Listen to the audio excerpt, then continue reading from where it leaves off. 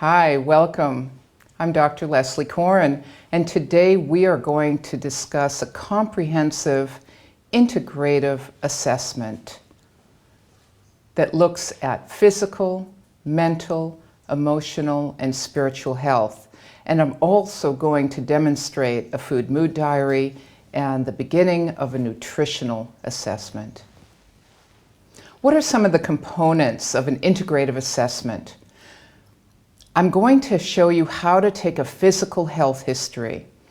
I'm going to assume that many of our participants here are in mental health and may never have had the opportunity to take a physical health history. But let me tell you, by taking a physical health history, you are going to garner so much rich, important information that will illuminate not just physical health issues, but mental and emotional issues as well. It's the missing piece if you're not already doing this. And if you're already doing a physical health history, I'm hoping that I'll share with you some new approaches, perhaps some new questions, and even some new ideas about how to interpret a physical health history in the context of mental well-being. Of course, a trauma and adverse childhood events history is essential in our work. When we do that is the art of our work, depending upon our client or our patient. It may be too soon during the initial interview to take that history. And so as I walk you through this whole assessment, I want you to feel free to use it in the order that makes most sense for you and your client and what her or his needs may be. Taking a pain assessment is very important.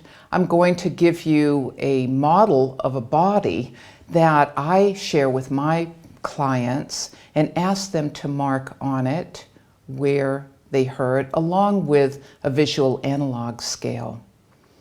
Digestion and elimination history is very important for understanding how the brain and the second brain are accessing all of the nutrients required for mental well-being. A nutritional status and dietary practices, that's going to be so much the core of change in our work. Understanding what kinds of medications and nutrients, supplements people are using. It's very important to collect all of this information, and then I'm going to show you some databases where you can test these drug, nutrient, herb interactions. Understanding addictive behaviors or self-medicating behaviors is going to be essential because later in the course, I'm going to show you how to use amino acids and food substitutions to address the cravings that underlie every addiction. Attitudes and beliefs. It doesn't do any good to suggest that a client use an herb if she doesn't believe in herbs. And so collecting this information up front is going to help inform our treatment plan. Exercise. Who doesn't benefit from exercise? And we're going to collect exercise and lifestyle information from our clients so we know where we can contribute there. Detoxification behaviors. Now this may be a whole new area for you and it may be for your clients. Some detoxification behaviors are adaptive, they're healthy. Some of them can be unhealthy and they often co-occur with eating disorders. So understanding the value of detoxification behaviors, which we'll do later on in the course, but getting that baseline for how our clients are carrying these out, or if they're open to carrying out healthy detox procedures, is going to be important at this stage as well. It'll lay the groundwork for what a client has to look forward to in our work together. I always like to collect experiences with clinicians. I want to know the good, the bad, and the ugly about what a client has gone through. And that'll also inform our work together and point out what might be some sensitive touch points. And of course, one of the central areas of integrative health is balancing out circadian rhythm and ultradian rhythm. And we're going to collect a little bit of data today when we look at sleep patterns. And I'll share with you as the course goes on much more specific tools for balancing out circadian rhythm. Okay, let's get started. In a physical health history, I want to understand what the major health concerns are, both past health problems and current health problems. I want to collect a family medical history, not only beliefs and lifestyle that our client grew up with.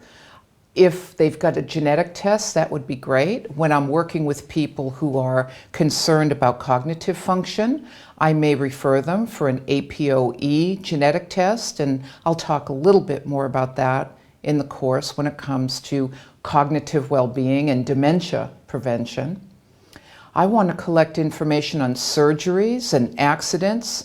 Certainly, excessive number of surgeries are correlated with histories of trauma, and elective surgeries, we know, are co-occurring with histories of traumatic events. And of course, accidents may be a way into discussing traumatic experiences that individuals may have had, but may not put the pieces of the puzzle together about. Indeed, our whole process in the assessment is to expand our jigsaw puzzle, as it were, and expand the number of pieces that we're putting together to get a whole picture about our client's life and well-being. At this point, I'd like you to refer to the intake form that I provided you. This form was published in my book, Nutrition Essentials for Mental Health. And you should feel free to use this form in your practice or take parts of it that work for you and leave parts that don't.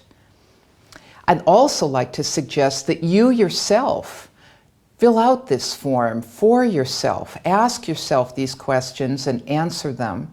And also fill out the food mood diary that I've provided for you. Because later on today, I'm going to walk you through the process of the conduct of a food mood diary and a little bit of the interpretation and treatment plan that can result. Here we see a very standard page to collect current health information. In addition to some of the basics that we might think of collecting about physical health problems or concerns that someone comes with, here I also collect the kinds of treatments and perhaps integrative or alternative treatments the client has had. Energy medicine, certainly if they've had psychotherapy, along with manual therapy or even nutritional therapy. I want to know what kinds of practitioners my client who's sitting right in front of me has had or is currently working with. And I want to know some of the findings and the results of those experiences. And I want to know for certain the kinds of physical health conditions that are currently being monitored by a health practitioner. This will be very important as we proceed with recommendations for using supplements. For example, I want to know if a client is being monitored for stroke risk and is on Coumadin, which is a blood thinner, and therefore I'll take that into consideration if I'm going to suggest fish oil or vitamin E. I also want to know a list of daily activities my client is engaged in. I'll collect surgeries, accidents, major illnesses. We know that there are certain illnesses, like retroviruses, that can really drag down the energy. They can affect mitochondrial function. They can contribute to ongoing fatigue. And so collecting that information is going to be very important. Has my client had a recurrent bout of herpes zoster and suffers from the neurological pain of shingles? And do we have some options to support that client with to dealing with pain that aren't pharmaceutical based? So collecting all of this information will inform us. Now, If you've never taken a health history before, physical health history, I don't expect that you're going to necessarily know how to put all the pieces of the puzzle together, but that will come with practice. That will come with study and continued learning. So don't be afraid to jump in and put together the pieces of the puzzle that you can and come back at a later time as you have more information. I want to collect information about my client's health, certainly if she's a woman or a male, in terms of reproductive health. Collecting family medical history is important. While there are certain hereditary diseases, we often find that our clients believe they are more vulnerable to the development of certain illnesses because their mother or their father or their grandmother or grandfather had it. Now, that may be true, or it may be that it's very much lifestyle related, and our clients think that they've inherited an illness or a disease or a problem, when in fact it's because they're living the same lifestyle that they grew up with, that their parents lived. And so this will be very important to tease out, and it'll be very important to address belief systems about these diseases that our clients present to us. I have a long list of current and previous conditions that I want people to check. Headaches, pain, sleep disturbances, fatigue, infections in the ears. If someone had a lot of infections in the ears in childhood, that means they may have had a lot of antibiotics. And if they had a lot of antibiotics, that could have really disrupted their gut function and destroyed all of their good bacteria. Doing that can make one vulnerable to the development of anxiety or poor digestive capacity. And so you see the underlying contributions to the presentation that we may find as we dig deep and understand these many relationships between physical and emotional well-being. Sinus congestion, sometimes that can be certainly an allergy. It could be sensitivity to cow's dairy. And so these are some things that will emerge in the history. Skin conditions, rashes, athlete's foot, fungal infections often co-occur with a diet that's too high in sugar. I want to collect information about a history of acne. Acne and depression, we know through the research literature, are bidirectional. It's not just that having acne in childhood or adolescence is depressing, but there's something that we don't know quite yet what it's about. It could be the inflammatory process that actually depression contributes to acne. It's bidirectional. I want to collect information on allergies. Many of our clients have what is called chemical sensitivity syndrome. They're very sensitive to toxic smells, laundry detergents, sensitivity to mold, which has now been identified as a contributing factor to a type of dementia. And so for a long time, conventional medicine has suggested that chemical sensitivity syndrome is a purely emotional etiology syndrome. But we know that these chemicals affect psychoneuroimmunological function in very nuanced ways that cannot always be detected in some of the grosser of our standard laboratory tests. And so I always take seriously when my client discusses chemical sensitivities and how they manifest in his life or her life. I want to hear a lot about muscles and joints.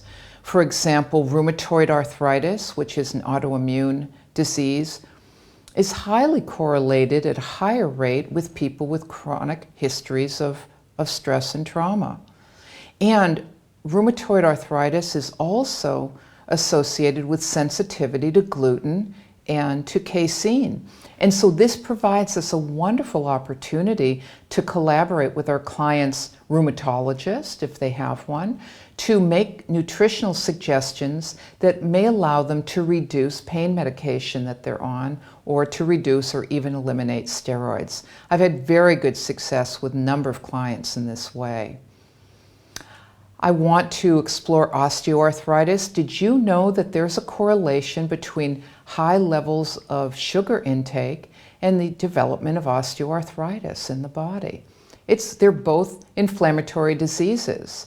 Anytime I can help a client reduce pain, I'm going to reduce depression, and we're also going to reduce the use of painkillers that often have deleterious effects on physical and emotional well-being. History of broken bones and spinal problems, disc problems. Lupus is another autoimmune disorder that responds to nutritional interventions. TMJ and jaw pain. TMJ is really a marker for certainly gritting teeth at night, which is highly correlated with a history of stress and trauma and PTSD. And so right away, some of these physical symptoms may alert me to the emotional life of my client, and they are worth exploring in detail. Spasms and cramps. A lot of times spasms and cramps, whether they're in the muscles or whether they're in the belly during menstruation period times, are often due to low mineral status. Magnesium is the quintessential muscle relaxant. And so just doing some simple magnesium sulfate baths or belly packs or applying magnesium lotion to the legs, which we know in elders, cramps is a very common reason for waking elders up and disturbing their sleep at night. So we've got lots of very simple tools available to us. Sprains and strains, tendinitis and bursitis. Oftentimes a vulnerability to sprains and strains can occur under a lot of stress because the adrenal glands are in charge of distributing mineral corticoids to the ligaments to strengthen them. This is why we often see people who say, I've strained my sacroiliac, I've pulled my back out again, and my chiropractor can't seem to keep me in alignment. This is a common phrase that people will do. But we can help our clients with low back pain, one of the most important causes of missed days of work in the United States, by just recommending not only stress reduction, but support for adrenal function. We'll explore that when we look at nutrients, when we look at the kinds of herbs called adaptogens, which help the body adapt to stress. Weak or sore muscles, neck, shoulder, arm pain, low back, hip, leg pain. These may all be indicators that someone needs a good massage too. Lactic acid builds up in the body, tension in the muscles, and it can become part of a negative feedback loop that increases anxiety as well. And so all of this is going to inform, in the back of our minds, some steps that we make. And the art is thinking about priorities, and that we'll do in coordination with what our client feels are her or his priorities. I ask the client to explore head injuries. Maybe there's undiagnosed effects of concussion or effects of TBI, dizziness or ringing in the ears, loss of memory and confusion, numbness or tingling, sometimes associated with working at the computer, or could signal neurological problems or low vitamin B status. Of course, we're asking about depression and emotional symptoms as well. I ask about respiratory and cardiovascular disease. There's a very profound relationship between depression and cardiovascular disease, bidirectionally. And we know that vulnerability to cardiovascular disease is similar to the vulnerability of developing cognitive decline and dementia, both genetically but also through lifestyle behaviors with poor quality fats. I want to collect information about the whole digestive process from the mouth down to the bowels and the anus.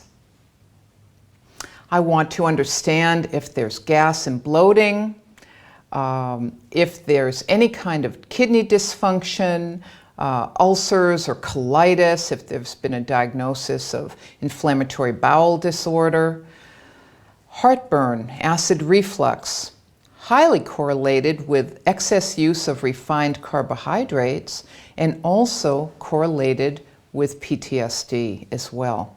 Co-occurs at fairly significant rates. And of course that makes sense because digestion occurs in a state of relaxation, not a state of stress. Bad breath. Bad breath usually comes, unless it's coming from an infection in the mouth and the gums, usually comes from fermentation of food in the belly. And so bad breath is going to alert me to the need for digestive enzymes or increasing a little bit more heat or fire through hydrochloric acid in the stomach to actually digest food. And also body odor. A very strong body odor is not normal. Strong body oil may be significant of a low magnesium level in the body. I then collect a number of pieces of information about whether someone wants to eat breakfast or whether they wait several hours. Do they wake up hungry, or are they not, or are they just grabbing a cup of coffee? Do they feel better if they don't eat breakfast? Do they get sleepy after meals? This is a sign of insulin resistance and pre-diabetes. Do they have stomach pains, diarrhea, or their undigested food in the stool? Pain between the shoulder blades or pain under the right ribs, often significant of gallbladder congestion. And I would then recommend wonderful beet salad, one of the best vegetables in the world for gallbladder health. Are people's stomach upset by greasy foods? Are they nauseated? Nausea often can come as a result of too much acid in the stomach, or it can be a sign of the liver not functioning very well. Ginger tea is a wonderful drink to address nausea, not only in pregnancy, but because the individual isn't able to really emulsify the fat that they're eating. That's often the cause of nausea. And are light or clay-colored stools another sign of gallbladder issues? And undigested food, as I mentioned. Did someone have their gallbladder removed already? Because that will alert us to the need to support digestion and emulsification of fats through the use of different nutrients. One called betaine, which is rich in beets, which is why beets are so good, but also vitamin C and taurine often go together to really support someone who doesn't have a gallbladder. And also ox bile salts help someone without a gallbladder. Does someone have chronic fatigue or fibromyalgia? We know highly associated with both retroviruses, but also with the history of chronic exposure to adverse childhood events. Do my clients crave bread or noodles? Do they crave wheat? I want to know that. It'll alert me to perhaps supporting them to reduce cravings for both sugar as well as support them with the neurotransmitter for serotonin support. I want to collect information about endocrine function. Thyroid dysfunction, we know, is highly correlated with depression. And later on, I'm going to share with you some very simple at-home tests that a client can do to take her or his temperature. History of diabetes, either type 1 or type 2. I want to collect information on pregnancies, reproductive problems, history of abortion, fibrotic cysts, cancer tumors, malignant or benign. Let's discuss the collection of a trauma and ACE history. ACE meaning adverse childhood events. There's a complex relationship between traumatic exposures and the dissociative disorders. Chronic pain, substance abuse, and eating disorders can be considered dissociative and are highly correlated with a history of ACE experience. Autoimmune disorders are also occurring at higher rates with people with higher ACE scores. The autoimmune that we spoke of, RA, lupus, for example. Sleep disorders. Fibromyalgia is a sleep disorder along with a pain disorder. Gastrointestinal problems, everything from GERD, esophageal reflux disorder, to colitis, to hemorrhoids and constipation, all correlated with histories of adverse events. In large part, the experience of chronic stress leads to a chronic inflammatory process which can contribute and underlie depression. That depression can then lead to self-medication and hence begins the vicious cycle, whether it's self-medication with prescribed drugs or other kinds of mood-altering drugs that are obtained on the street, or the use of food to self-medicate. Trauma in early family life can affect attitudes towards mealtime, food choices, and the ability to engage in self-care, and in particular nutritional self-care. So this is going to be the focus of many of our interventions in supporting our clients to make change towards improved self-care. Here you see a slide about pain. I ask my clients to provide me with two pieces of information at the start. One is to mark this visual image of where they experience pain on the body, and this is a jumping off point to discussing when the pain began, what caused the pain, what the pain is like and how it affects their life, and also what they're doing to treat it. I also use a visual analog scale. This is a scale that's very simple to create or to download. Indeed, I'll provide it for you. And this is a scale that allows the client to put on a scale of 1 to 10 along a line what kind of pain they experience and what they're experiencing today as we speak. I'd like you to consider the role of nutritional assessment as part of the psychoeducation process. We educate the client about the nutritional basis for his or her symptoms. We help connect mental health symptoms with physical symptoms or condition that may be linked to nutritional status. We bridge health experiences and symptoms of the past with those in the present. We can identify where food-related behaviors may be an effort to reestablish balance in the system. We can identify some alternatives to current behaviors that will bring positive, lasting results.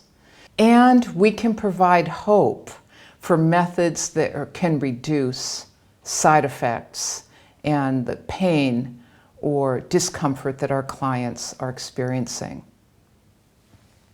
One of the things that will come out of this nutritional assessment at the start is that we will help our clients identify 3 nutritional goals that they would like to engage in as part of their change process.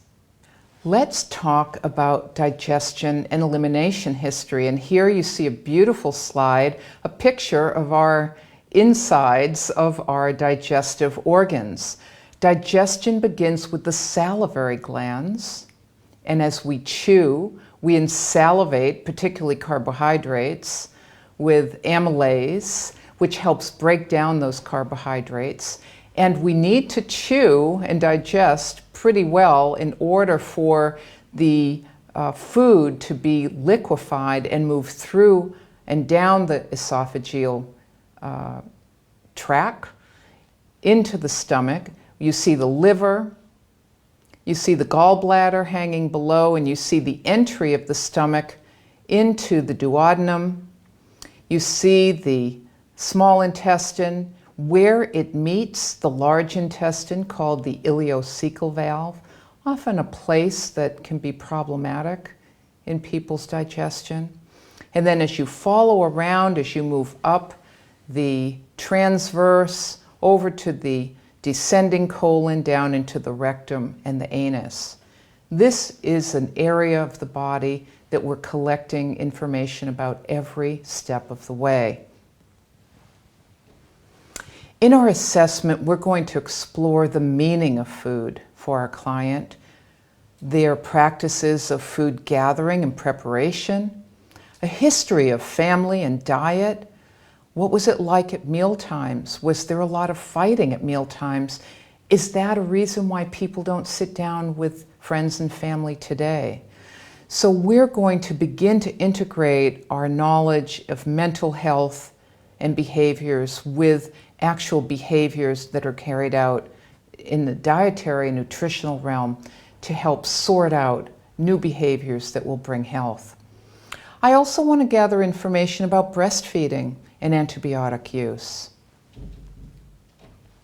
One of the first things that I'll teach my client is about mindful eating. We can all benefit from mindful eating. And here you see to the right a happy fork. We have lots of options for mindful eating. One of the best options is chewing our food in our mouth until it's liquid, paying attention to every chew, breathing deeply, sitting down and relaxing, because, as I've mentioned, digestion occurs in a state of parasympathetic dominance, in relaxation. If we're not relaxed, the digestive juices won't flow to bring the heat, that inner enzymatic action, to the food that sits in our bellies. That's when it will sit there and ferment and cause gas, just like food would be sitting on a stove for a day or two without a fire underneath the pot. And so teaching mindful eating is a perfect first intervention to do with a client who's stressed and is complaining of any number of problems, including digestive problems. The happy fork is a more technological approach to mindfulness. This is a biofeedback fork that will have blinking lights and little vibration sounds if, as you eat, you're shoveling food into your mouth too quickly. It teaches you to put the fork down, to lift it up, to put the fork down, and to lift it up again. And it's a marvelous little technique, and I use it with many of my clients who experience binge eating disorders or nighttime eating, or really anyone who's just in a rush gulping food. It just helps you take a minute to relax and pay attention and be mindful of the nourishment that you're taking in. The other exercise that I love to introduce to my clients right away about mindful eating and awareness around food is the raisin exercise. This is where you begin by holding a raisin, you feel it, you explore it as you're breathing deeply and relaxing. You then put it in your mouth. You become aware very gently and slowly of the taste that you're experiencing on different parts of your tongue.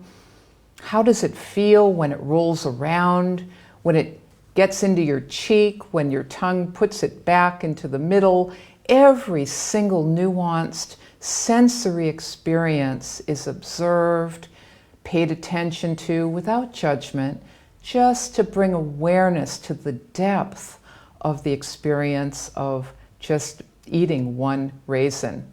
And I provided this handout to you so you can introduce your client to it. I've used a raisin, I've used even a chocolate-covered raisin.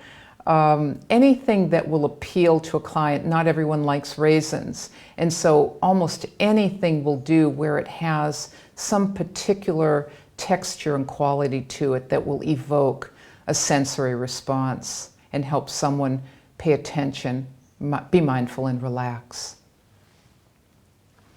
What are some of the initial exploratory dietary questions I want to ask my client to talk about with me? I'll ask, how many of your meals are you preparing? How many meals a week are fast food?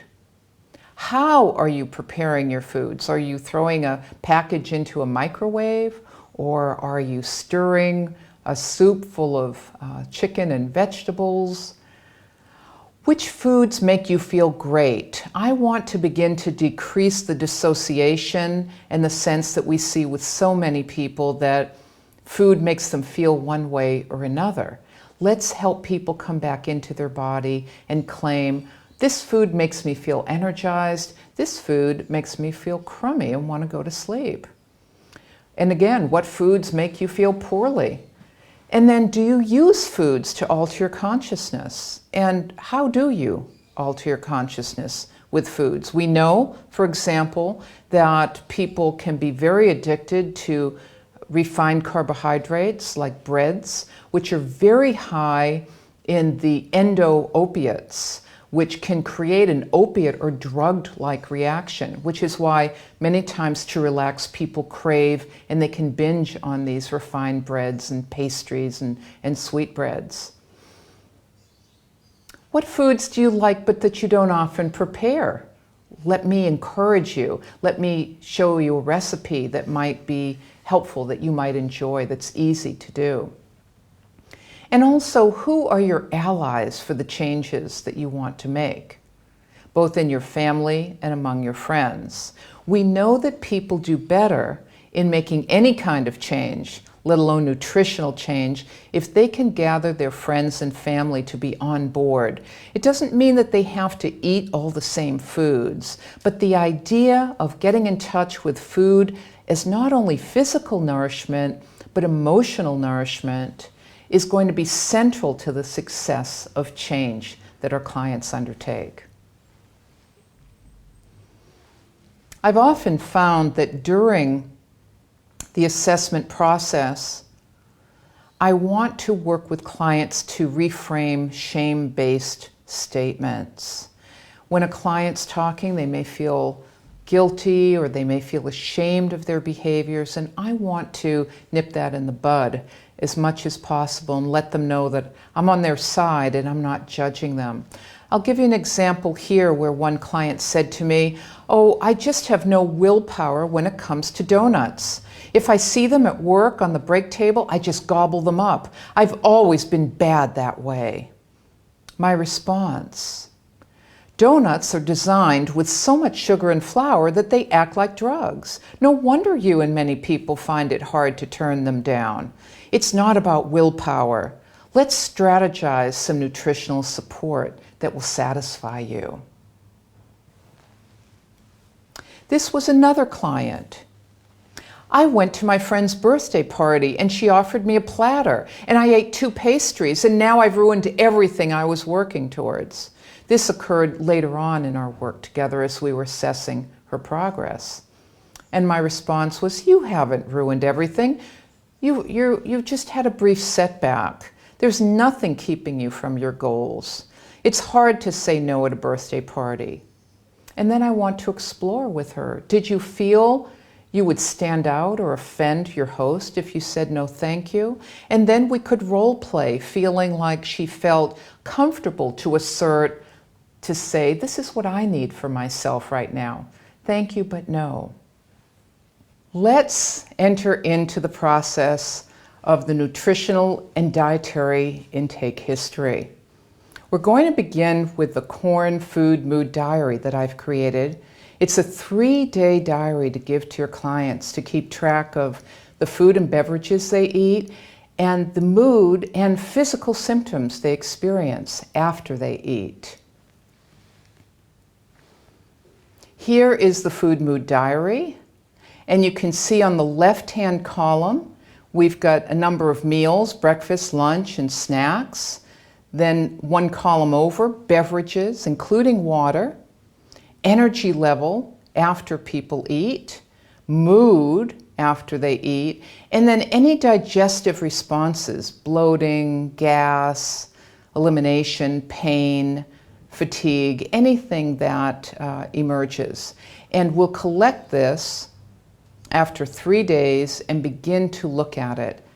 Now, I've provided you with not only the food diary to share, but the clinician checklist. This is still in keeping with our role in psychoeducation. It's exploring information that anybody should be able to explore. Things like intake of water, how much coffee, when are you eating, the kinds of basic foods that you're eating and how you're preparing. You're not yet exploring very detailed information about micronutrients, for example. I want to also, at this time, explore the kinds of behaviors my clients engaged in, because in all of our work together, we're looking at not only what they're eating, but the behaviors underlying what they're eating, and also the behaviors that result sometimes from what people are taking in. Let me share with you an example of a diary that a client of mine filled out. And then I'll share with you the checklist I used. Then I'm going to demonstrate with an actor client the actual delivery of a food mood diary intake and assessment. So let's review a sample from a client of mine of her food mood diary and how I explored that with her. She said she woke up at 7 a.m. She didn't have breakfast. She had coffee with creamer and 2 Equal, which is an artificial sweetener. She said her energy level was good, but her energy dropped around 9:30 in the morning and started to feel the stress of the day, and she had pain in her stomach. Well, certainly she could have pain in her stomach from drinking coffee on an empty stomach. Creamer and 2 Equal already is alerting me to the fact that she's using artificial ingredients. And so I'm going to want to provide her with some beneficial substitutions. A lot of times people think that cream is bad for you, and certainly sugar is, but in some ways I'd rather someone have real sugar than have artificial sweetener, which really disrupts the glutamate receptors in the brain, leading to a lot of mood lability in sensitive individuals.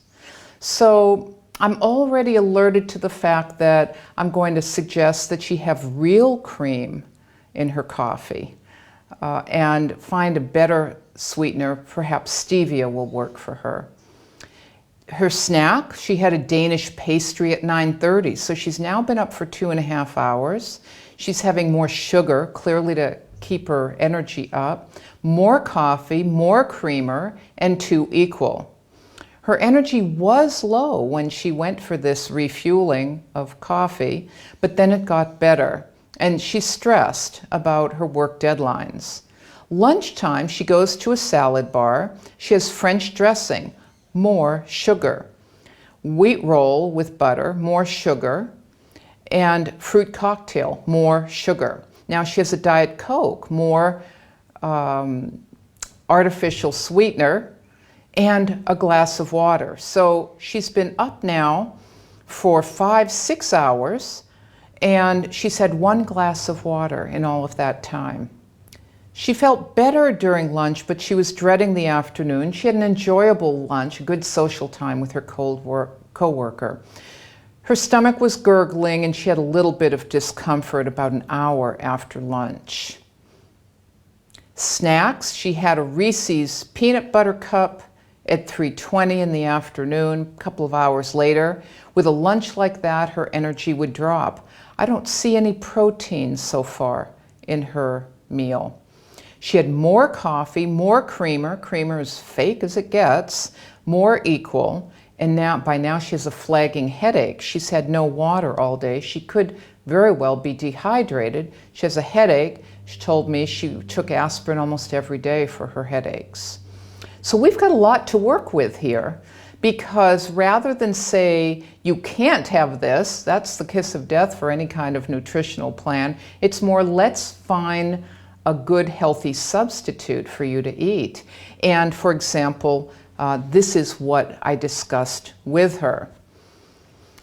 I reviewed her diary, and I asked myself in the clinician checklist for the food diary, how much time had passed between when she'd awakened and when she ate breakfast? Is she even eating breakfast? She went 3 hours before eating anything. And most people will do well eating something for breakfast. Not everyone wakes up very hungry, but within a couple of hours of awakening, it's really important to have a good source of protein, carbohydrate, and fat. Many people make the mistake of eating only carbohydrate. That will give just a short-term boost to the brain and the body. Carbohydrates should always be grounded, and I mean starchy carbohydrates where people tend to have cereals and oatmeals and breads and toasts and jam. They should always be anchored with a protein. So she would do much better off having an egg and a piece of meat if she eats meat than she would having nothing and then having a pastry 2 hours later. And that's what we're going to talk about. How much water or broth is she drinking throughout the day? She drank 2 glasses of water. After she'd gotten home from work, she had just some snacks, some chips and salsa for dinner. Her headache took away her hunger, and then she fell asleep at 10 p.m. And so you can see why she could very well be dehydrated. She had 3 coffees, 2 Diet Cokes, 1 iced tea, and 8 ounces of water. Now, the ratio for knowing how much water we should take in every day, because after all, we're really bodies of water, the brain's fat and the rest of the body's water and some bone and muscles. She's 180 pounds, and we calculate 50% of her body weight in ounces is what her water intake should be, ideally. And so for her, she needs 60 to 90 ounces. She's starting out with, even if we considered the coffee and the Cokes and the iced tea, she's getting 1/3 of what she needs. I'd like to ask her to make a commitment to drink more water, and then I'm going to share with her some of my recipes like the raspberry lime Ricky, which will take the place of her Diet Coke, and start sweetening with stevia or even a little bit of raw honey. How often is she eating, and how many hours are between each meal or snack? We saw that her energy moved up and down throughout the day. She told me she was often irritable, often had headaches, and often just felt like her energy was flagging. Now, she's snacking often, but it's all sugary products, which will make her mood and her energy go up and then plummet just as quickly. Someone like Joan should eat and will benefit from eating every 3 to 4 hours, but it should be good quality protein, good quality fats, and some carbohydrates. And I told Joan that if she increased her protein intake, she would reduce her craving for sugar. If she increased her good quality fat intake, she would reduce her craving for sugar. And she was really excited to hear that she had some alternatives, because she did feel she was in a cycle that she couldn't get out of. The other thing I suggested to Joan is that rather than eating the restaurant's French dressing, which is made with canola oil and lots of sugar, again, is either ask at the restaurant for her just olive oil and lemon or vinegar, or make her own salad dressing. And this was something she was very excited about, and I introduced her to my Brain Bolt salad dressing, which I'm providing for you as well. This has not only good virgin olive oil, but it's got hemp oil, which is deeply relaxing in the brain. And then she could add apple cider vinegar, which is a mood booster and an energy booster. It's got garlic in it and lots of herbs and spices. And she was very amenable to carrying this bottle with her, keeping it in the fridge at work, and then taking it to lunch. And she ended up even sharing it with her friend, and it started up a whole conversation with her and her coworkers about health. And they formed a supportive group, not only for good health, but then it led to exercise. So one step at a time can really lead to profound changes with our clients. Now I'd like to show you a demonstration of a live food mood diary intake with my client, Alma. Welcome, Alma. It's so nice to see you again. Thank you, doctor. Thank you. Last time we met, you shared with me that you experienced some depression throughout your life and a little bit of anxiety that ebbs and flows.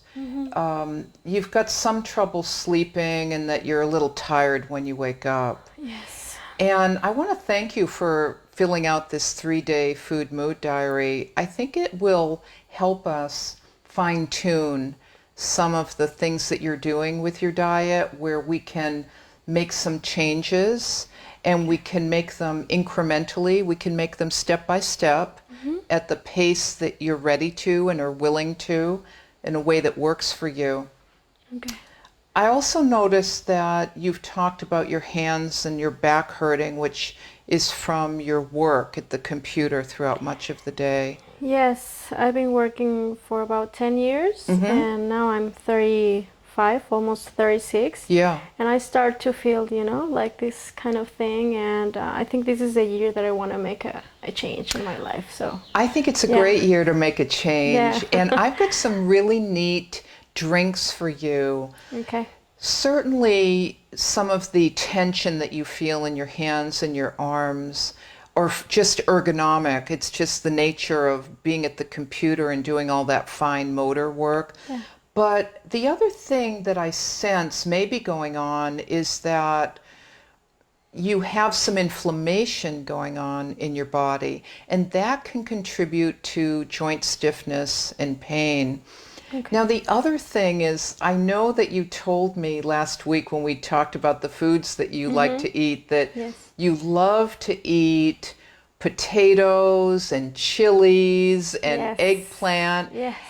And those are delicious foods. But, sometimes we can be sensitive to those foods. Those are called the nightshade foods.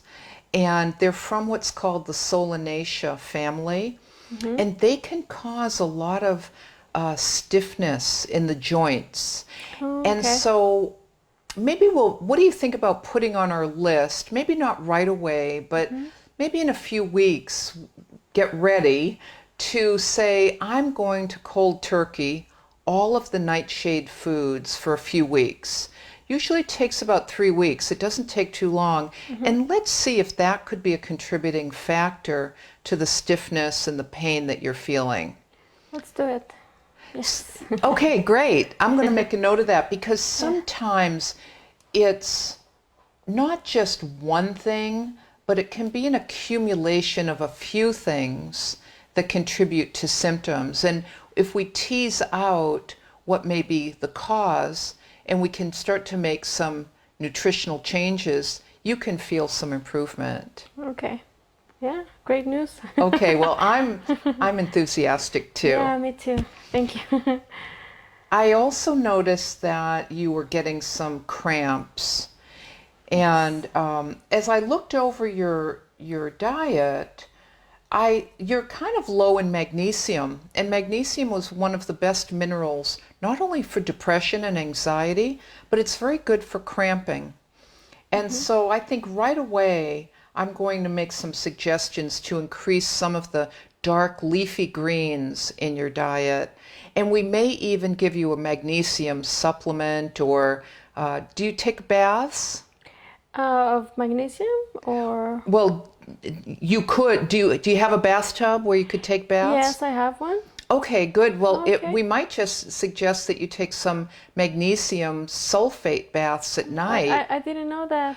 Oh, okay, good to know then. Yeah. Okay. And you know, the really neat thing about it, not only is it good for cramps, but it's really good to help you relax to go to sleep too. That So, would be awesome. yeah. Yeah. Okay. Yeah, because I have problems to go to sleep. At maybe at 6, 7, I'm like in work, like closing my eyes constantly, and when it's time to sleep, I'm like wide awake. So that would be awesome having this bath. Yeah. Okay, very good. So I'd like to review this diary that you filled out. I noticed that you eat breakfast at 11 a.m. You have yogurt and almonds or eggs. So that's a great breakfast to have. Does it satisfy you for a few hours or? Well, yes, and because I'm not into cooking, I think it's easier for me to prepare those kind of things Okay, because I'm living like a fast pace, and yeah, I think that works for me. good. I'm Yeah. glad to hear that. And I see that you have some juice that's from a box and some coffee. Okay, but then pretty soon after that, you're a little sleepy and your mood is low and you get some bloating. Now, I wonder, do you feel that you get the bloating when you have the yogurt as opposed to the eggs, or do you get bloating all the time? With yogurt, Yeah. yes. You know, sometimes it's very common for people to be sensitive to milk. Milk can cause bloating. And even though it's yogurt, which should be pre-digested milk, you might be sensitive to milk. And so maybe what I'd like to suggest is how about just have eggs and almonds? It's a great breakfast for you over the next few weeks. And let's see if we can reduce that morning bloating. Okay. You know, sometimes what we can do is just eliminate certain foods that we feel are culprits. And if you get a good response, great. If not, we could always do a test to see if you're sensitive to the that. protein in yogurt. Okay. Well, I've added the yogurt because the yogurt that I take, it has a little bit of sugar. Because when I was young, I didn't take milk and all that. So I think that just recently adding that, I think that could be the cause. I would like to add something sweet to my breakfast. Oh, I think that's the thing okay. with yogurt, All right. Maybe. What about if we had some alternatives for that sweet? Okay. You know, I have got the most delicious. Do you like chocolate? Yes. I've got a really delicious recipe, and you can have it hot or cold. It's called a mocha matcha smoothie. I love matcha. Oh, great. Yes. Okay. Well, and I sweeten it with stevia. Have you ever tried stevia? No, I haven't. Great. I'm excited to introduce you to stevia. It's even sweeter than sugar. Okay. And if you like chocolate, chocolate gives you a little mood boost. And of course, coffee, you're already having a little coffee. You can mix that in. And then matcha, which you like. The nice thing about matcha is that it'll boost your energy a little bit, but it also has an amino acid in it that calms you down. Okay. And so the important thing about managing a little bit of low mood and inability to sleep easily is that you give yourself a boost early in the day, but then you reduce any stimulants later in the day. And so we're going to give you a nice boost in the morning to boost your energy, to boost your mood, give you the sweet that you want. And we're going to sustain that also with eggs and almonds, some good proteins. Okay. And we're just going to tweak a little bit what you're doing, and I think we could get you feeling a little better. Awesome. Okay. Yes, you can take a deep breath and Because be when you feel relieved. bad, if you go with a nutriologist or something, they always cut you, like that, and it's not always easy to follow all those rules. That's true. Yeah. That's true. We may know what we should do, but then Yeah. it's hard to do it. Yes. Well, I promise you, I'll work with you to make this doable. And you know, one of the principles I work with is the principles of substitution. And that means if you like things sweet, let's find some sweet things. For example, do you like dried fruit? Yes. Well, dried fruit is a perfect companion to have with your almonds. Oh, okay. And so you can switch it up. You might not want the mocha matcha smoothie every day, but you could have some dried mango or dried figs or ego. That You sounds could really, delicious. yeah. And you know, that also makes a very good snack because I noticed that at your snack time, you're having a pan dulce. Oh, yes. And, you know, sometimes we crave sweets because our energy is low and it makes us feel better. I want to find ways to help you feel better and satisfy that sweet tooth, but Okay. have it be healthy for you. Okay. Yeah. So what you might do is make a big bag of the almonds and your favorite dried fruit, and you can have it with you. I know you meet clients on the road, and Yes. just grab it, throw it into your bag, and if you get hungry, you have something with you instead of getting really hungry and then your energy drops. And Oh, kind of a mix having in my bag and just, oh, well, yeah. yes. Why didn't think about that? Well, Okay. I'm so happy to share that idea with Yeah. you. Okay. I'm Awesome. really excited to hear how that works for you too. Well, yes, because I'm a very practical woman. I don't know, like many other people, but I'm very like that, you know, like having everything in place and very practical about that. So complicated things do not work for me most of the time. All right, Yeah. I'm going to remember that. Yeah. Okay, but I see you've got gas and bloating throughout the day. So the other principle we're going to work with is that sometimes we get better from taking things out of our diet and also adding things in. Okay. And so we're going to remove the yogurt for a while and see how you feel. But what I also notice is you've got gas throughout the day, and I think maybe some digestive enzymes would help you. How do you feel about that? Well, Would you be willing? yeah, because I don't like to take medicine, you know, and sometimes I feel something like that. But I'm very stubborn and I Uh-huh. don't like to take anything. And I go through all the day having like this gargling and feeling bloated and Yeah. but not taking anything, you know. I always think that it's going to go alone, but not all Yeah. the time that You've happens. been living with it. Yeah. Yeah. I've got some really great digestive enzymes that you can just chew. And they give you all of the enzymes that you need, and they can give you a little boost to digest food. Okay. And let's see how that goes. So that way we'll eliminate the yogurt and the milk and see if you feel a little better, but we'll also help you digest everything that you're eating and see what can happen there. So far we've got a magnesium bath at night. We're going to increase some of your dark greens and some digestive enzymes. I noticed at lunch, you eat lunch later in the afternoon. You're eating a sandwich and you're having some Jamaica, and which is a delicious, healthy drink, but I noticed there's sugar in that too. Yes. Sugar all the time. I know. Sugar all the time. How do you feel about reducing or even eliminating all of the refined sugar? Would that be hard for you? No, I have to try something because yeah. Okay. All of the other things haven't worked. So Okay. yeah, I think it's time to prove something new.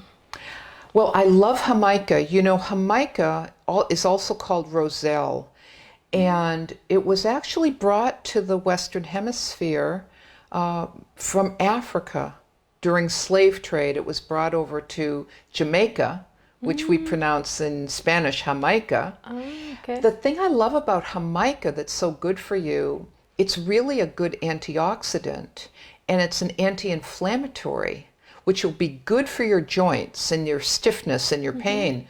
But with the sugar, you counteract those effects. Oh, okay. So we're going to find you a bottle of stevia to sweeten that Jamaica.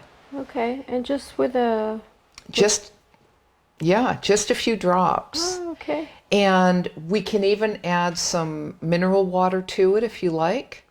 And Okay. you can mix it up. And I'd like to share with you some other mid-afternoon drinks that'll be good for you. You might enjoy ginger, for I like example. ginger, Oh, you know. wonderful. Yeah, I have ginger in my refrigerator the whole time.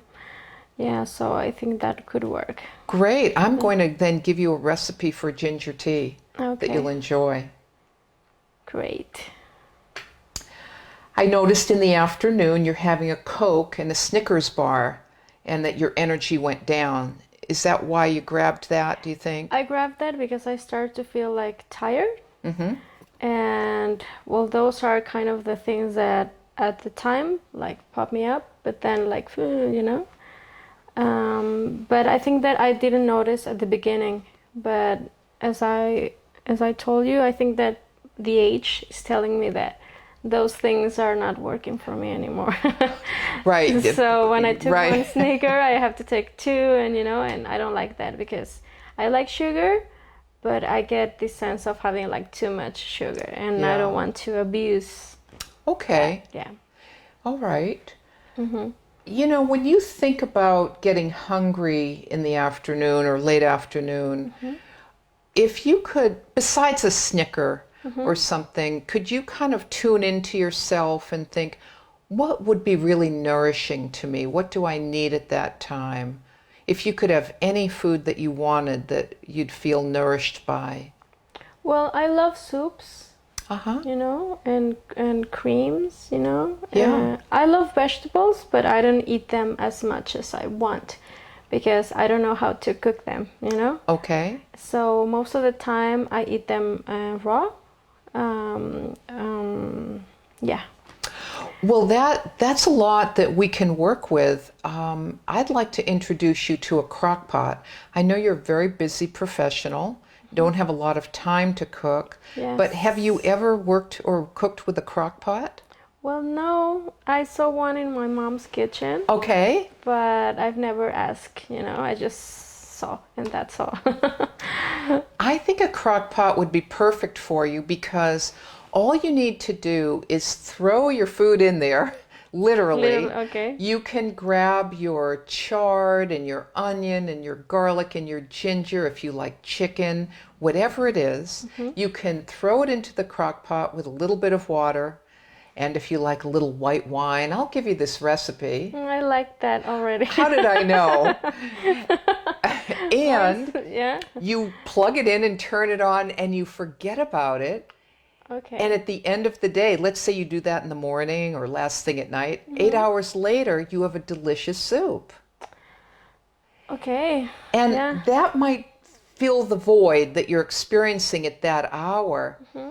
Because I get the sense that if you got some really good protein into you throughout the day, little bits when you get hungry, Hmm. then your craving for sugar will go down and you'll feel satisfied, you'll feel nourished, your brain will get its support for Hmm. all the work that you do. Okay. Because I think that's the real key is to really tune into what do I feel like, what do I need, and how Hmm. can I get it for myself? Yes. And I want to support you to do that. Thank you so much. Thank you. Let's look at your dinner time, which is late. It looks like you're having some chips and salsa, sometimes tacos out, Yes. more Coke, more coffee, because I know you work late, and you're kind of battling feeling sleepy at this point, aren't you? That's what you said, that you have a lot of hours of work ahead of you, but Yes. Yes, I cannot control sometimes the amount of work I have. Mhm. So I begin to feel hungry and I want a boost, but then I want to sleep and then I can't. So, you know, it's a Yeah, mess at nights, yeah. okay. Well, I think let's continue to work on that. You know, we've talked about feeling more in control of your life, and nutrition is something that you can control, certainly, or begin to control. And I think the real key is getting in touch with your own rhythms and getting enough sleep and not letting yourself get too tired or too hungry without getting the rest you need and the food that you need. And I think we'll be able to help you reset your clock a little bit too, so that you feel like you can rest a little bit throughout the day before you go back to work at night. Okay. Yeah. I do think that as we find some good nourishing foods for you, like even if you make one meal a day, like that soup, I know you said last time you like beef, Yeah. you like pork. That's great. You like all kinds of proteins, beans. If you made a soup every few days and saved some in the fridge or put it in the freezer, you'd have your meals for the week. You might also enjoy baking some sweet potato. Okay. And you could bake them all at once on a Sunday on your day off. To have it ready for next week? Exactly. Oh, well, yeah.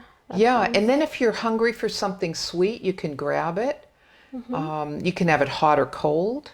You can throw it into your soup. So we'll brainstorm some of these changes that you can make. Your depression and your mood, when anxiety goes up, sometimes that can result from a lot of sugar or a lot of coffee. I think if we can support your energy in a healthier way, then you won't gravitate toward the coffee and the Coke, which may be part of why you're up late at night and can't get to sleep. Okay. So we're just going to make a few of these changes, and then what I'd like to do is check in with you in 3 to 4 weeks about how they're going and how you feel. Well, that sounds good, because it gives me time to like get used to the new discipline per se. And yeah, I think that works for me, having like that sort of goal, you know. I agree. Setting a goal, and remember the principle of really tuning into yourself and asking yourself, what do I need for myself right now? What will nourish me? And then going to find that in a healthy way. And remembering that sometimes it's easy to change by adding in something that's healthy rather than battling getting rid of something that isn't so healthy. Well, yeah, that haven't worked for me in the past, so. Yeah, that's why I think if you have a delicious soup that you make in the late afternoon, early evening, you may find that you don't crave that candy bar Anymore, right? Yeah. That makes sense, yeah. Yeah, and that's what we're going to do. We're going to read what your body's telling you, because you're craving some of these things for a reason. So we're asking your body, what's that reason? Let's give you what you really will feel satisfied with. And in the meantime, you've got some sweet in your stevia, in your smoothie. I'm also going to share with you a cherry chamomile smoothie to have at night. That's awesome. Yeah. Yeah, because most of the time no one recommends you. They always say no, no, no, you know, instead of seeking for a solution. And hearing about recipes, I mean, I don't know how to cook, but for me it's important to have that kind of option, you know. And I wanted to get in the kitchen now or this year, so it will be very interesting. Good. Yeah. Well, and the fact that your mom cooks, maybe you'll make a smoothie for her and invite her over for a surprise and have her bring you one of her good soups. Yeah, we will make some exchange. Exactly. That's a really good way to do it. Yeah. All right. Let me see if there's anything else I want to go over here today about your diary. Oh, you know, one thing I noticed, you're not eating a lot of fat in your diet. And I just, you know, you're getting a little with the eggs, but I don't see too much butter. I see you're getting a little bit of fat in your tacos when you eat them. A lot of A lot of it, and it's probably not such good fat. Yeah. But don't be afraid of fat. That's the first doctor that says to me. No, fat is your friend. Okay. Your Good to brain know. is fat.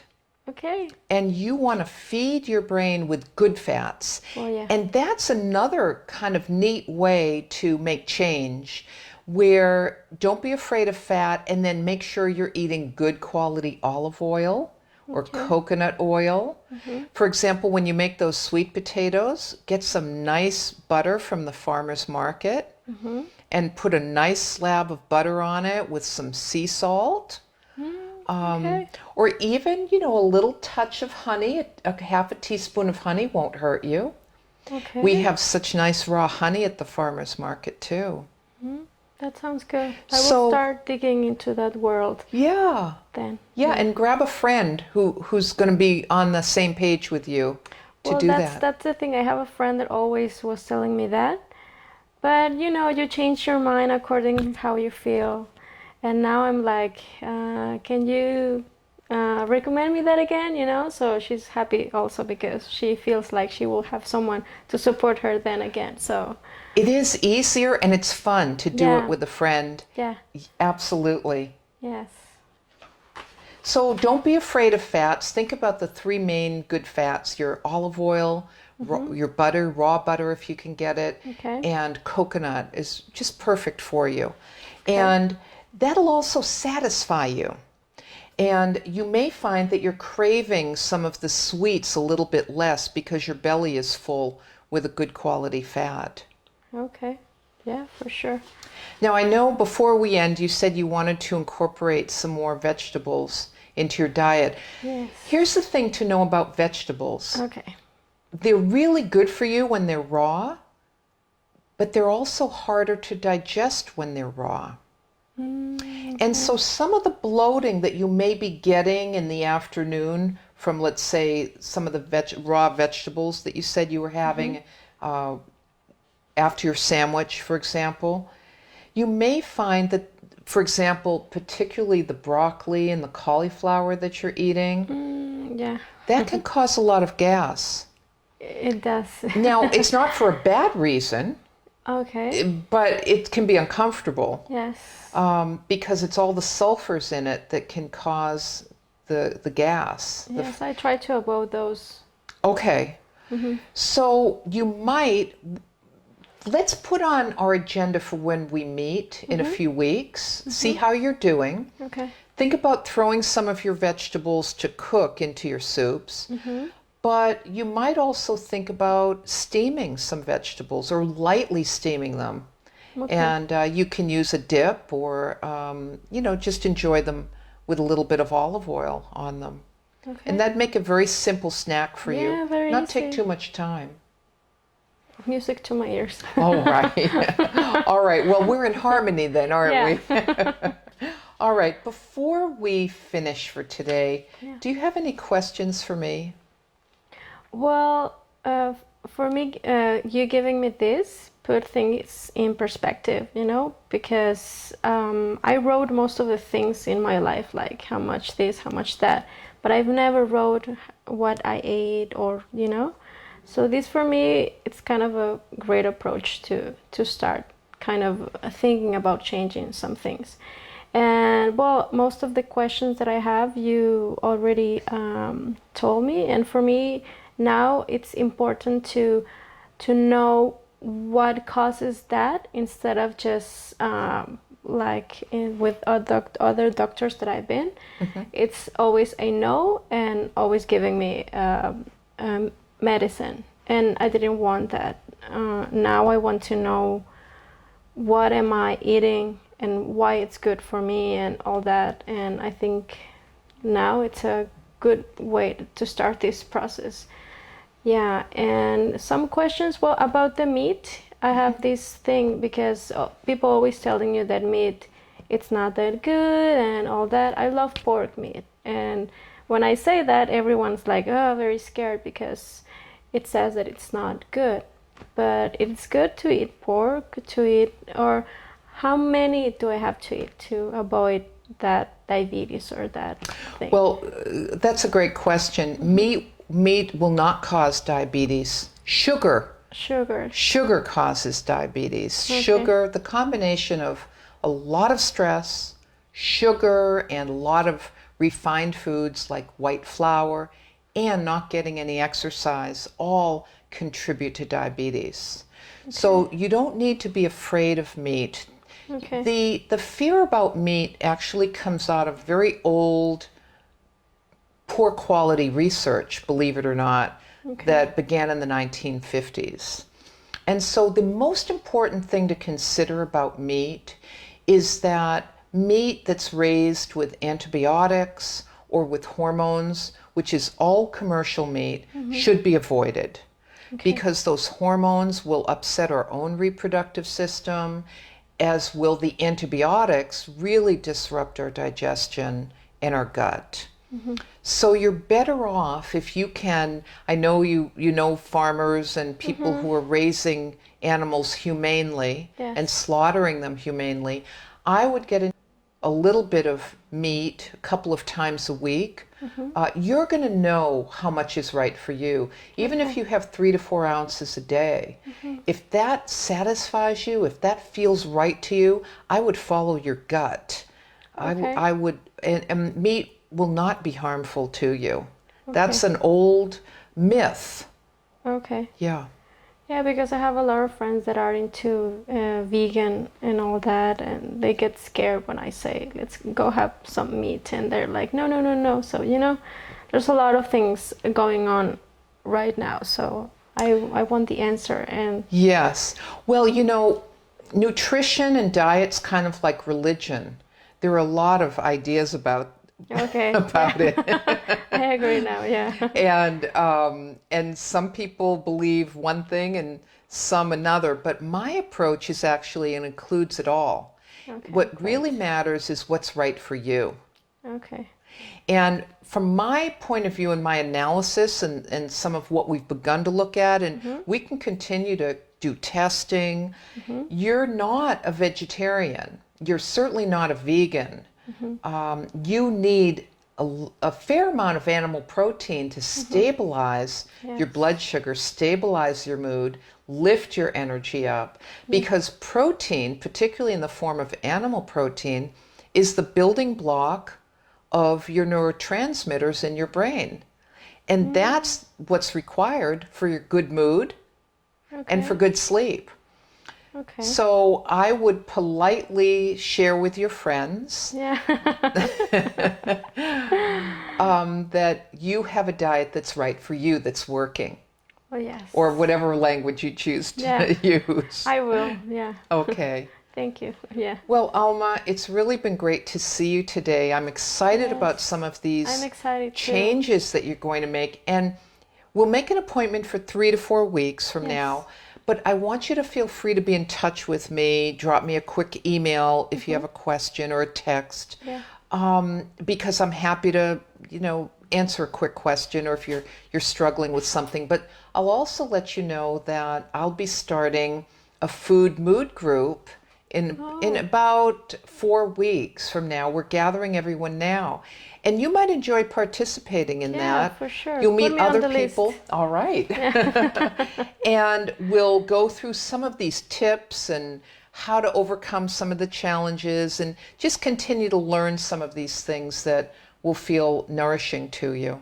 That sounds awesome. Yeah, because learning, it's kind of the better way to know your body, And there are so many things in Google right now that it's easier to look up, but not all the time they're true. So having someone that explain it as good as you, I think it will be awesome. Oh, well, it's my pleasure. Yeah, thank you. Thank you so much. Thank you. Yeah.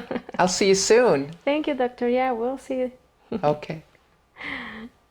One of the questions I want to explore with my client is their current dietary regimen. Are they following a particular diet, for example? Current dietary habits might include if they're following a vegan diet or a vegetarian diet or lacto-ovo vegetarian. Are they following the Atkins diet of high protein, high fat, low carb? The DASH diet for blood pressure? Are they a raw foodie? Are they following the GAPS diet, which I'll talk about in a future module, which is a wonderful diet that's being used to support children and adults with neurodevelopmental challenges. So understanding the diet people are currently following, or perhaps no diet at all, or The SAD diet, the standard American diet, is going to be helpful for us in determining where someone is in their awareness about what they're eating and the role it plays. Are they a vegetarian, for example, and no matter what, will just not abide eating animal protein? So this will alert us to both the actual diet, but also their beliefs and feelings about their diet. I've asked them to describe their mealtime and snack behaviors, and certainly we get a lot of this in the food mood diary, but they may amplify it in this section of the intake. I want to know if they've identified any food allergies or sensitivities, especially to the main culprits, wheat and dairy, or maybe nut, peanut sensitivity. Eggs or strawberries or seafood are often commonly identified earlier in childhood. I'd like to know who does the shopping, who's making the decisions about the food in the house. If people are eating alone or with others, can we support people in making mealtimes a social event? Do you eat out? And if so, how often and where? We know that most restaurants use very poor quality foods, particularly poor quality oils, that can have an important effect on brain health. Do you prepare your own food, and do you enjoy cooking? As we saw with Alma, she's very busy. She'd like to cook, but doesn't really have the time to, is kind of interested in it. And so you saw how I supported a first initial step for some food preparation so that it didn't have to be every day, but maybe a few days a week. Again, we'll explore more food-related symptoms, itching, flushing, burping, flatulence, and bloating. Were you breastfed? Did you get a lot of essential fatty acids the first year of life? Or were you fed formula, which is often associated with higher rates of allergies and gut problems? Did you experience ear infections and therefore lots of antibiotic use? And what were the childhood illnesses and at what age they occurred? And again, did you have stomach aches and diarrhea as a child? And we know the profound connection between pain and stomach pain, digestive upset, and chronic stress in the household. Did you have acne as an adolescent? And do you have a history of fasting? Some people may fast for health. Some people may fast as part of an eating disorder. And so understanding the meaning of fasting is as important as finding out that the individual has done fasting. And if so, what kind of fasting? And what were your family's eating habits? How did you grow up? Did you all sit around the table and share your day together and pass the food and have a wonderful time? Or was it tension-ridden, stressful? Was alcoholic dad throwing plates across the table? What was your experience like? This will inform your attitude about food preparation and sitting down at a meal in the present. Medications. I'd like to receive a list of all the medications my client is taking, along with what it's prescribed for, the dosage, how often they take it, and the duration. Sometimes clients have a hard time writing this down, and then I'll say, just bring it all in a plastic bag and we'll go through it together. I find this particularly among older clients, but not always, who are kind of confused about why they're taking what they're taking. And sometimes I've even discovered that people have received 2 prescriptions for the same drug and they're getting too much of a dose. So I think this is a very important part of our work in helping our clients, because there's often no one person with someone who may have many providers who's overseeing the regimen that may come from many different providers.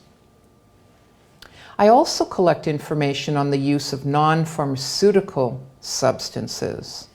For example, tobacco use, alcohol and drugs, coffee, soda, anything else. I want to know if your drinking is problematic. Are you in recovery? Do you have a history of drug or alcohol abuse? Long-term use of prescription or recreational drugs, and what are they? That's going to give us insight into what the brain may be craving or addicted to. And do you use NutraSweet or aspartame, which I mentioned earlier can be very mood disruptive. It's one of the first things I want to get children and adults off and find some alternatives to. I'd like to collect a complete list of any nutritional and herbal supplements or minerals, anything that someone is taking for their health.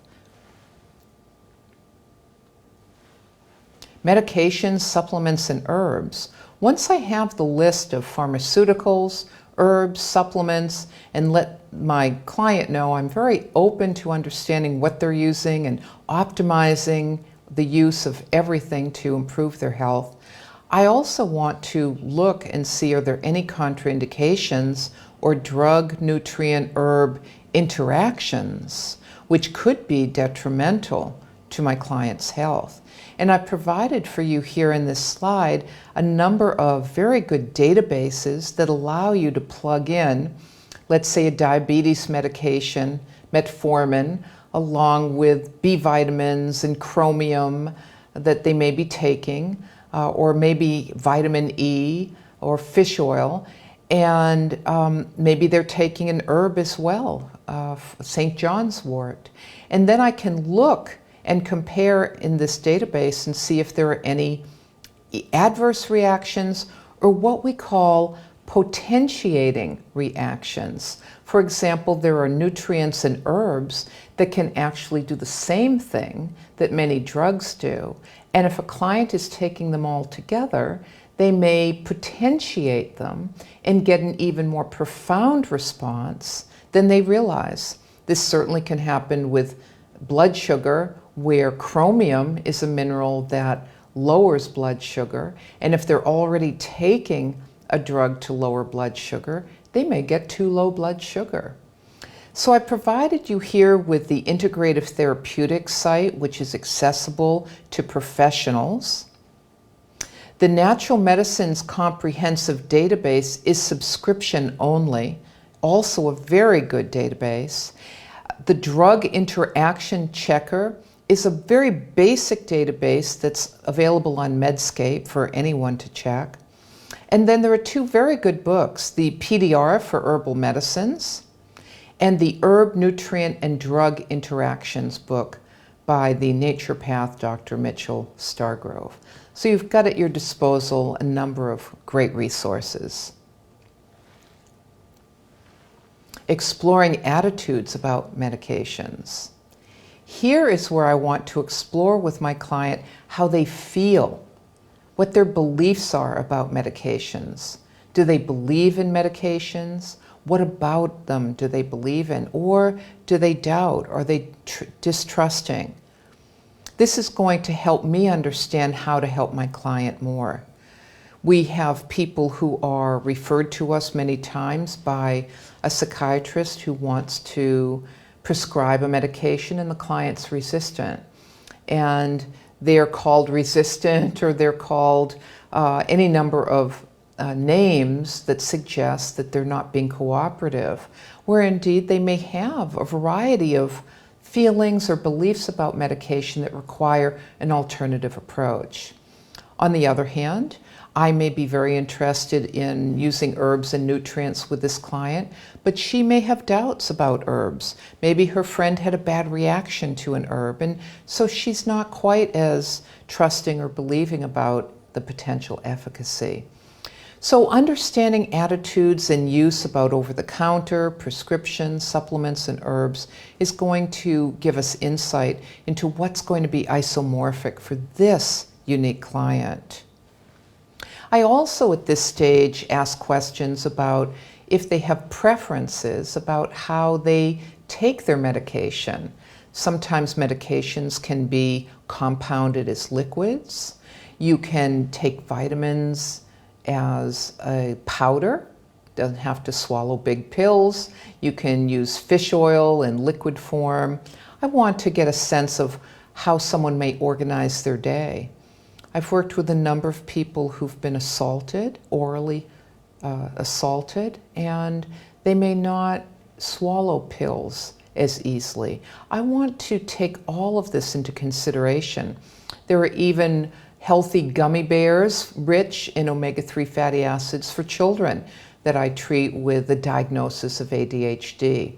So fine-tuning the delivery of these nutrients and supplements is just as important as what we're delivering. I also want to explore detoxification strategies, experiences and attitudes, interests and concerns. And here you see I've developed a slide that lists a variety of detox. And during the detoxification module, I'll teach you all about the use of these approaches for mental well-being. Skin brushing, coffee enemas, liver flush, juice fast, colon cleanser, Epsom salt baths. And you heard right away with Alma, I raised the use of Epsom salt baths as a very simple initial start to relaxing at night and absorbing more magnesium for the cramps she's experiencing.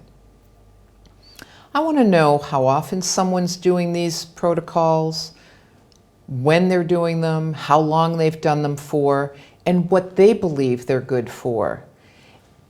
Any strategy can be done for health or can lead to illness. And so it's really understanding the meaning combined with the strategy.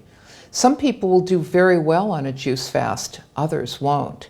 It's not inherently the issue of the juice fast, it's whether it's right for that individual. And that takes us back to the concept of biochemical individuality. We see here more detoxification strategies: salt and baking soda baths, vinegar baths, sweats and saunas, castor oil packs, and a very well-known detox called the Master Cleanse, which has seen a renewal in the last few years among many people that can be beneficial for a few days or can be very harmful when done over long periods of time by a person for whom it's not meant. And then maybe people are doing other things. There are other detoxification strategies called urine fasts, where people will drink their urine. And that has a history both in indigenous medicine and in naturopathic medicine. So I'm going to teach you about all of those, both the science and the art, and a little bit of the culture. I ask for my client to tell me about the meaning of food in her life. May have positive or negative associations, and there's no right or wrong answer to this question. The next thing I ask about is the motivation for change. And we heard with Alma what her motivation is for change. She's not feeling as good as she wants to, and she feels she's at the age of 35 and 36. She was ready to turn things around. She's got a friend who's been trying to motivate her, and now it's starting to make sense. And the way our interaction went, we've got good chemistry, and we were able to really communicate, I think, what would be right for her in a step-by-step process that we'll work on over the next several months. So I ask, what are the 3 reasons to improve your diet? What are the 3 obstacles you face? And in Alma's case, she works a lot. She's not quite sure about cooking. And so this illuminates what some of our focus will begin with. And then we create a 3, 6, and 12-month goal. What does a 3-month goal look like for you? What would you like to accomplish? By the end of 6 months, what is your goal? And then, of course, a 12-month goal. And then identifying 3 goals to improving your own food preparation at 3 months, 6 months, and 12 months. Just asking someone to envision what would things look like a year from now if things were going well in some of this change gives us something to shoot for. Let's explore lifestyle factors and exercise. Lifestyle factors is another part of this intake process. I want to know how much exercise you're getting. Are you swimming, biking, walking, running, doing the treadmill? How often are you doing it? And if you're not doing it at all, are you willing to do something? Are you doing weight training, particularly working with older people? I want to make sure we're maintaining muscle mass, we're reducing frailty. And I want to use coaching skills to encourage someone to start moving if they're not already. There are so many benefits to movement. They're countless. And in a later module, we'll explore exercise in all its forms for various mental health illnesses and imbalances. Let's talk about spirituality and religion. I want to understand if the client has a spiritual practice or a religious practice or adheres to a particular religion, and how we can harness this support and these beliefs for the healing process. In my self-disclosure at the start of my intake with a client, I let them know I'm interested in hearing about their spiritual practices or their religious practice. If they don't have one, that's fine. If they're atheist, that's totally fine with me. I am open. I'm open to Wiccan.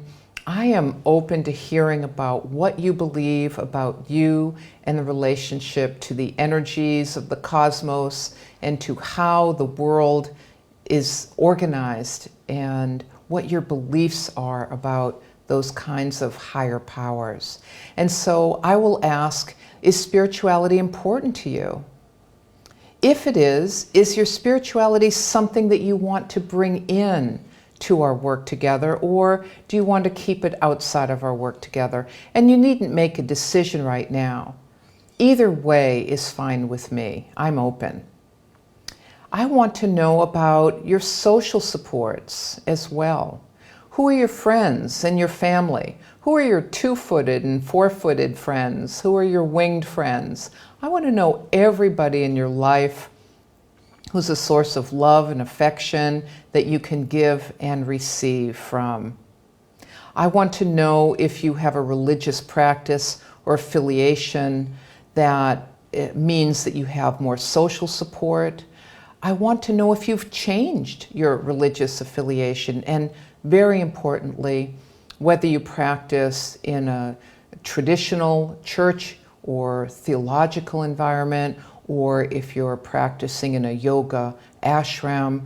I want to know if you've experienced any abuse by religious or spiritual leaders in your life, and whether that becomes part of the healing that we undertake together in terms of trauma recovery. So, in summary, for our assessment today, we've conducted an assessment that explores physical, mental, emotional, and spiritual aspects of the client's life. We focused on a physical health history and a narrative that also reveals mental health underpinnings. And this is also bidirectional. Mental health affects physical health as well. We've looked at the assessment as a psychoed process, particularly in the early stages of a nutritional assessment. We've looked at reducing shame-based statements. I've explored some mindfulness exercises for eating and self-awareness. We've looked at the food mood diary and a comprehensive self-report throughout this intake.